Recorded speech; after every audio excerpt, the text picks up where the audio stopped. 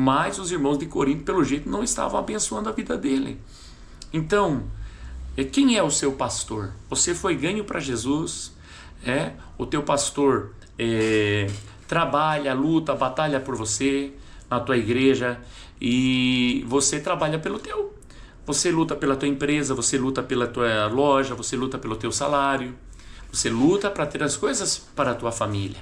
E você deveria pensar que o teu pastor, lá na tua igreja, aquele que trabalha integral, que reconhece o chamado de Deus de forma integral, não aquele que trabalha fora, mas aquele que trabalha de maneira integral, que está sempre à sua disposição, visitando um doente, visitando nos hospitais, preparando o sermão, preparando a palavra, visitando você, orando por ti, aquele que vai fazer o casamento dos seus filhos, aquele que vai orar quando você está doente, aquele que vai te aconselhar quando você está com problema no casamento. Ele precisa de tempo para orar, para estudar. As coisas não acontecem naturalmente, é necessário um esforço desse pastor. E aí o apóstolo pergunta, não temos nós também direito? Então você deve se perguntar, o teu pastor não teria direito de ter o seu salário? E aí você diz, mas olha o tanto que eu vou dizimar, só que o teu dízimo, boa parte dele, a maior parte dele não é usado para o salário do pastor. A maior parte dele é usado para a manutenção. Uma pequena parte, no todo, vai ser o salário do teu pastor.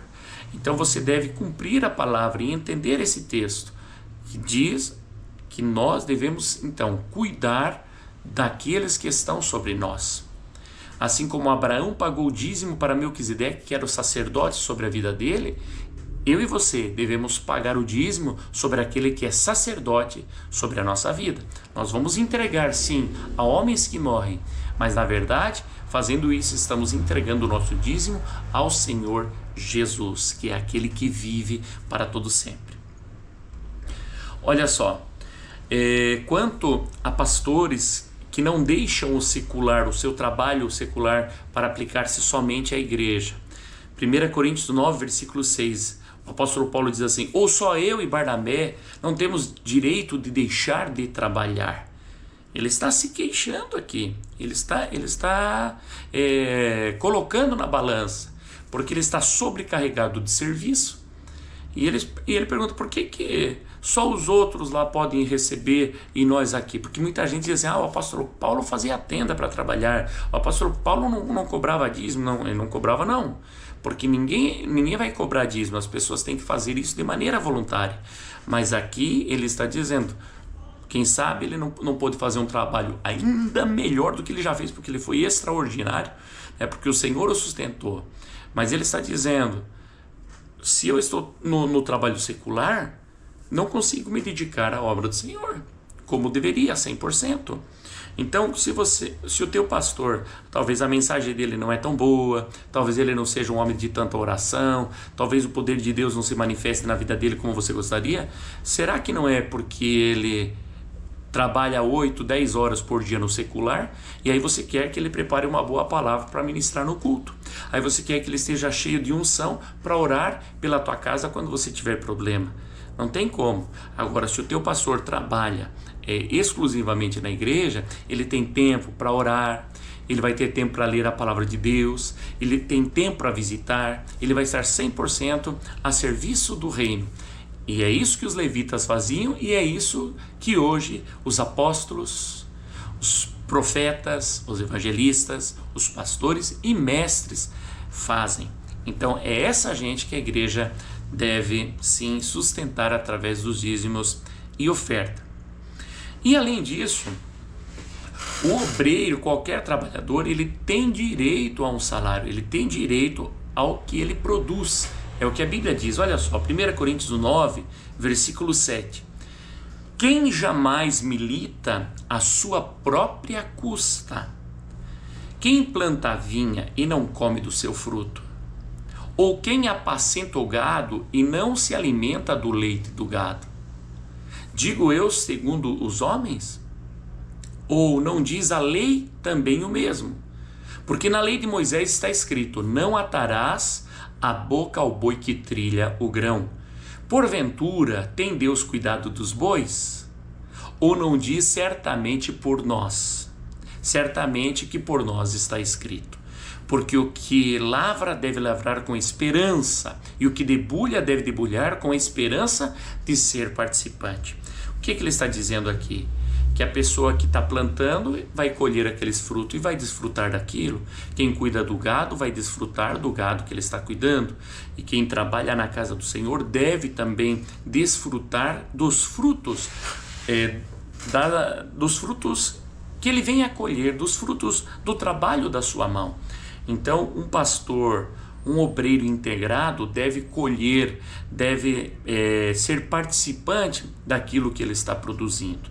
Na lei, e aqui se refere ao Novo Testamento. Se na lei assim funcionava, no Novo Testamento ainda mais. Olha só, o obreiro, ele recebe pelo que faz em favor do povo. Olha só, 1 Coríntios capítulo 9, versículo 11. Se nós vos semeamos as coisas espirituais, será muito que de vós recolhamos as carnais? Quando o pastor ora por você e você recebe uma bênção, ele está semeando coisas espirituais. E aí o apóstolo pergunta, seria muito que recolhemos as carnais? Ou seja, quando o pastor ora por você, você é abençoado na tua família, você é abençoado no teu trabalho, você é abençoado nas tuas finanças, nos teus estudos, com os teus filhos, com o teu negócio, com a tua empresa, a tua loja.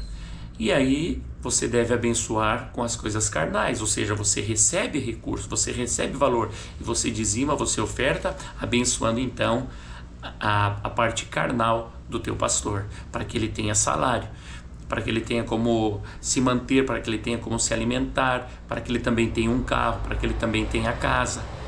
E hoje há um ataque muito grande, dizendo, o pastor tem mansão, o pastor tem carrão. Eu particularmente faço parte do conselho de pastores da minha cidade. E aqui na cidade de Palhoça temos igrejas grandes. E nenhum pastor aqui é milionário. Nenhum pastor aqui tem um mega carro, uma super mansão. Todos gente simples. Talvez algum pastor presidente, assim como eu, de alguma igreja, tenha uma casa melhor, um carro melhor. Mas eu ainda nem casa tenho. Ainda moro de aluguel. E já sirvo ao Senhor como pastor há 18 anos. E trabalho na igreja há mais tempo do que isso. E assim são 99,99% dos pastores. Então, não se iluda com as mentiras de Satanás. O pastor fulano com não sei quantos milhões, pastor fulano, o apóstolo não sei quanto. Não, é tudo mentira de Satanás. Quanto mais riqueza tiver um pastor, olha para o tamanho da igreja dele e você vai perceber que 99,99% das entradas são aplicados no reino. E se tem alguma exceção, eu desconheço e também não julgarei o servo alheio, como diz a palavra do Senhor. Abençoando outros e não sua congregação e pastores. Muitas vezes nós vamos encontrar pessoas que ofertam lá, ofertam para cá, mandam dinheiro para cá, para outro lado, mas não oferta na vida do seu pastor local e não contribui na igreja onde ele frequenta. Olha só, 1 Coríntios 9, versículo 12, só a parte A do versículo. Se outros participam deste poder sobre vós, por que não? E mais justamente nós. O apóstolo Paulo está falando lá do Pedro, o pessoal mandando dinheiro para o Pedro, o pessoal mandando recurso para outros, e ele, que era o pastor deles, o apóstolo deles, não recebiam nada dos irmãos em Corinto. Será que você não está fazendo isso? Manda oferta para missionários, manda oferta para pastores, para apóstolos, da televisão. Não estou dizendo para você não fazer isso, mas você manda para tudo que é lugar, mas se esquece daquele que cuida de ti. Então não faça isso. Ame a pessoa, o pastor da sua igreja. Então, o pastor, ele tem direito sobre o seu dízimo, porém ele não obriga. Olha só, versículo 12, capítulo 9, 1 Coríntios, a parte B. Ele diz: mas nós não usamos desse direito. Antes, suportamos tudo para não pormos impedimento algum ao Evangelho de Cristo. O apóstolo Paulo está dizendo, se a pessoa não quer dizimar, se a pessoa não quer ofertar, mas quer usar, quer usufruir da igreja, quer usufruir da minha vida, quer usufruir dos meus sermões, das minhas orações, o apóstolo Paulo está dizendo, né? Quer vir sentar na igreja, numa cadeira, usar o banheiro, alguém recebeu para que aquela igreja fosse limpa, alguém está pagando aluguel, alguém está pagando o mortgage, como fala em inglês, está pagando ali a prestação daquele templo, alguém está pagando. Mas se alguém não quer pagar, se alguém acha que não deve, não é obrigado. Não será impedimento, nós continuaremos recebendo essas pessoas e aceitando essas pessoas. Mas você que já é maduro, que tem uma caminhada de fé, você precisa ser consciente que é um mandamento de Deus, é um mandamento que está claro na palavra, tanto no Antigo como no Novo Testamento, e acima disso, ser grato a Deus por ter uma igreja, por ter um pastor para abençoar a sua vida. Uma ordem do Senhor Jesus. Olha só, 1 Coríntios 9:13. Não sabeis vós que os que administram o que é sagrado comem do que é do templo? E que os que de contínuo estão junto ao altar participam do altar? Assim ordenou também o Senhor aos que anunciam o Evangelho, que vivam do Evangelho. Esse texto aqui, irmãos, ele é muito sério. Aqui está dizendo que aqui a pessoa que participa do que é sagrado, aquele que administra o que é sagrado, aquele que administra o culto, aquele que administra as contas da igreja, ele também come dali, ele come do que é sagrado, ele come do que é do templo, ele participa daquilo que é do altar. Então você entrega o teu dízimo, a tua oferta no altar, e o pastor vai comer daquilo. O diácono, que é assalariado da igreja, vai comer daquilo. O presbítero, o evangelista, os mestres, aqueles que trabalham na igreja vão comer daquilo, vão viver daquilo. E é uma ordem do Senhor Jesus. Os que anunciam o evangelho, vivam do evangelho. Então, eu até digo que uma pessoa que trabalha fora, que tem a sua empresa, o seu negócio, a sua loja, eu não digo que é proibido fazer isso, é uma bênção. Porém, se você quer desenvolver um trabalho com mais excelência e com dedicação 100% à casa do Senhor, aí você vai entrar dentro desse texto aqui, que o que anuncia o Evangelho, viva também do Evangelho. E agora eu quero falar contigo sobre as bênçãos para o dizimista, Ou seja, a palavra vai falar de bênçãos que chega a faltar lugar para recolher as bênçãos para aquele que dizima. Malaquias, capítulo 3, versículo 10, diz assim: trazei todos os dízimos à casa do tesouro. Alguma tradução diz ao templo, para que haja mantimento na minha casa, e depois fazei prova de mim, nisto, diz o Senhor dos Exércitos, se eu não vos abrir as janelas do céu, e não derramar sobre vós uma benção tal, até que não haja lugar suficiente para recolherdes. Quando você oferta, quando você dizima, não faça com tristeza, como nós falamos no começo. Faça com alegria e crendo, com fé, porque assim você vai agradar a Deus. Se o teu dízimo é lançado com fé, se a tua oferta é lançada com fé, então há uma promessa. Quando você traz o dízimo à casa do Senhor, a bênção vem de maneira que você não tem mais nem aonde recolher tanta bênção. E o versículo 11 diz assim: e por causa de vós repreenderei o devorador, e ele não destruirá os frutos da vossa terra, e a vossa vide no campo não será estéril, diz o Senhor dos Exércitos. Tem gente que faz chacota desse texto.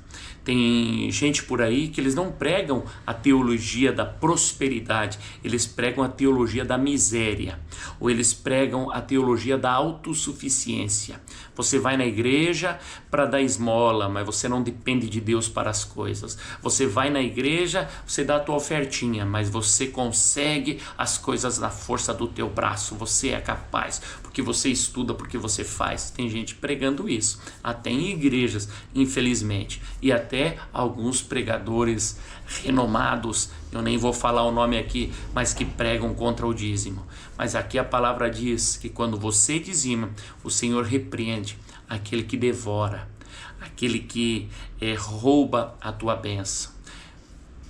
Se você não é dizimista, faça um exame na tua vida. Recebe muito, mas como dizem em Ageu, recebe num saco furado, termina o mês, não tem nada. Quando pensa que vai receber uma bolada, recebe, aquele dinheiro desaparece e você não sabe por que a tua vida não vai para frente. Se isso está acontecendo, é porque Deus está tratando com você e Ele quer ter um relacionamento, uma aliança contigo nas finanças. Agora, se você não dizima, você não oferta e tudo vai bem na tua vida, vai que é uma maravilha, é bem provável que o Senhor já desistiu de você.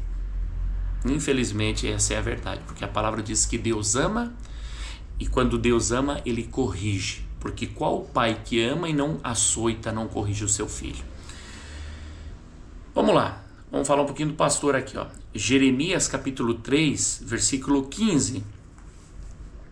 E dar-vos-ei pastores segundo o meu coração, os quais vos apacentarão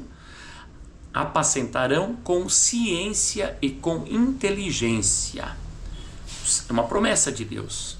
Então, a pergunta que eu faço: o teu pastor apacenta o rebanho, apacenta a sua igreja com inteligência e consciência do que está acontecendo? Porque se ele é um lobo devorador, né, a igreja está caindo aos pedaços, não tem recurso para os departamentos, nunca tem recurso, nunca faz nada pela casa do Senhor, mas todas as entradas ele está tomando posse disso, ele está com os dinheiros, com as entradas da igreja. Então talvez ele seja um lobo devorador e você deva procurar outro lugar. Eu particularmente não conheço nenhum assim, graças a Deus, mas eu sei que existe, e se é o teu caso, procure um pastor que apacente com ciência e com inteligência.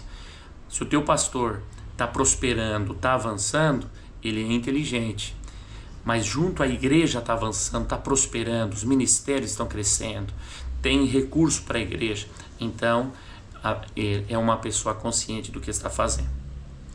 Efésios capítulo 4, versículo 11 ao 15. E ele mesmo deu uns para apóstolos, outros para profetas e outros para evangelistas e outros para pastores e doutores. Ele mesmo, quem? Jesus. Novo Testamento, dizendo que o Senhor deu para apóstolos, para profetas, para evangelistas, para pastores e doutores. Aqui não está falando dos 12 apóstolos e nem dos profetas que já encerrou o cânon bíblico, mas está falando dos atuais. Ele diz assim, ó, querendo o aperfeiçoamento dos santos para a obra do ministério, para a edificação do corpo de Cristo. E a pergunta é, quem é que paga o salário desses pastores, profetas, evangelistas, doutores, pastores? Quem que vai pagar o salário? Quem que vai sustentar essas famílias? A igreja, o rebanho, através dos dízimos e ofertas. E aí ele diz assim, ó, para que não sejamos mais meninos inconstantes, levados em roda por todo o vento de doutrina, pelo engano dos homens que com astúcia enganam fraudulosamente. Antes, seguindo a verdade em amor, cresçamos em tudo naquele que é a cabeça, Cristo. Então, quando você dizima, quando você oferta, você vai ter ao seu dispor um pastor para aconselhar, para esmiuçar a palavra, para orar por ti, para jejuar em teu favor, para ensinar a palavra de Deus, para te visitar, para te socorrer, para mostrar o caminho da salvação, né? E preparar juntamente com a equipe um culto maravilhoso a Deus, do qual você faz parte.